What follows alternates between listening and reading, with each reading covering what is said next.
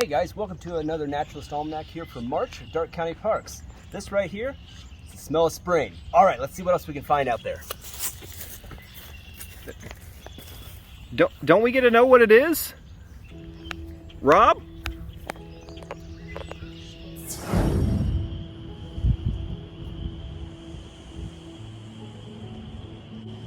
So the sound of spring is in the air, if you can hear. I hear spring peepers, chorus frogs, maybe a toad or two off in the distance. And these sounds indicate that spring is almost here. It's on its way. Now the weather, with all the sun, it doesn't indicate it, but this morning the rain has been pouring. And that tells us, with the temperature being close to 60 degrees, that there's a really special event about to happen. The salamander run. Now the salamander run really only happens this time of year.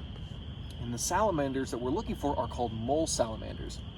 They spend most of the year underground, and around this time of year, on the first warm rain of spring, they'll all move at once to vernal pools like this. And vernal pools are just temporary bodies of water in the forest.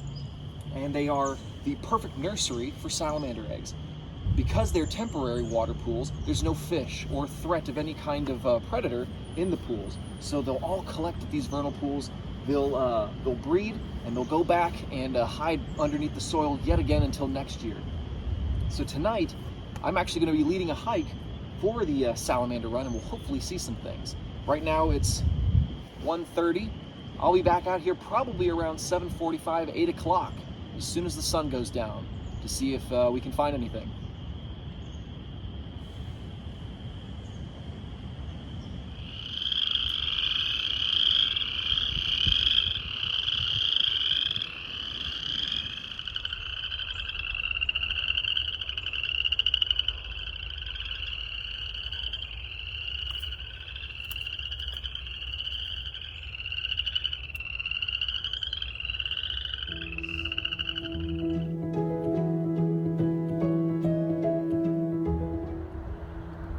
So we're here on an early or mid-March afternoon, going for a bit of a walk. Nice warm day out here, trying to find some early spring blooms, and instead we found this natural occurring honeybee hive. Super exciting for me because I've been trying to find a natural hive on some of the park property for some time, and today these gals are super active. They are buzzing around like crazy right now. It's one of the first warm days in a while.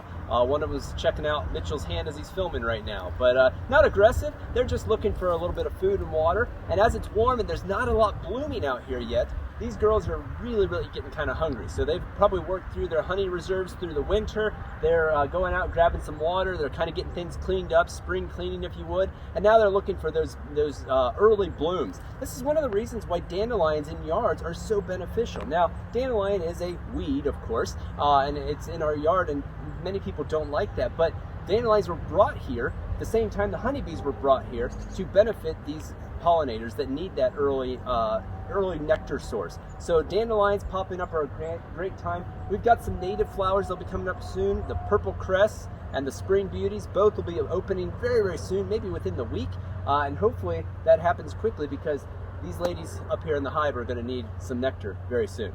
Very cool.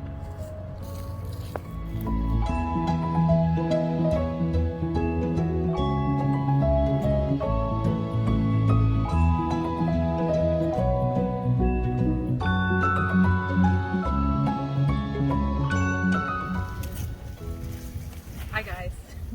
Some species of trees, including oaks and beech trees and some others, keep their leaves all winter long.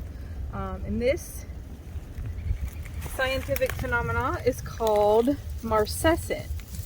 And there's a couple of theories as to why this is something that trees do. The first thing is that the tree doesn't form the layer that removes the leaves in the fall. So most trees actually have a layer that's almost like a scissor, and it will cut the leaf off so the leaf is no longer getting energy from the tree. Another thing that these trees will do, especially like this beech tree that we found here at Coppice, is it'll keep the leaves, and the leaves probably protect the new buds for spring. So what they're doing is they're protecting the buds from things like deer browsing on them, or even possibly the cold winter winds. So when you see a tree that still has its leaves all winter long, even though they're not green, they're no longer photosynthesizing, there still is a purpose to that, and it's called marcescent.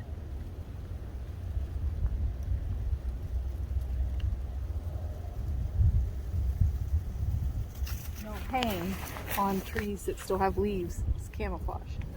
Which animal was this? Redback.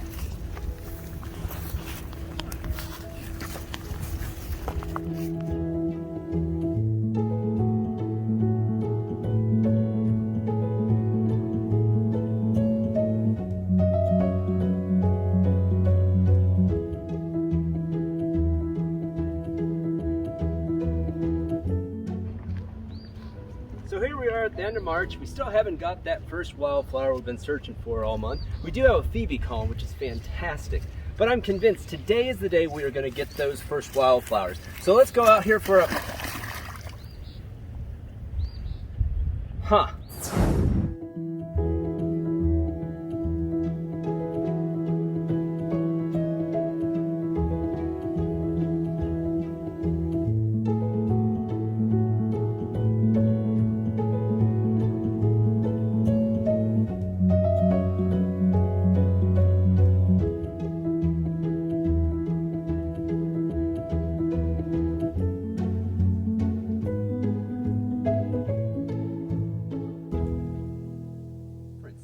So yesterday we got over 2 inches of rain in 24-hour time period, and our wetland here, our wet prairie at Shawnee Prairie, is doing exactly its job. The water crested over the banks of the Mud Creek, and now that water is being stored temporarily in our wetland out here.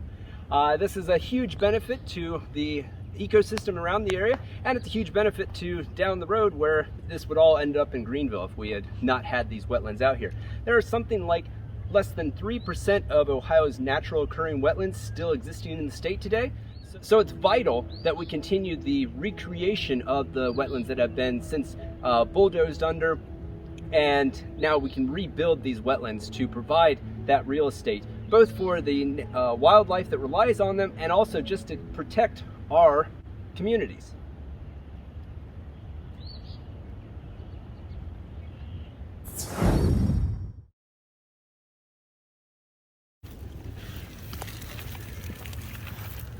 So we made it to the end of March, haven't got our blooms yet. We got so close. We've got buds on the purple cress, a few other ones here and there. The spring beauty's getting really close.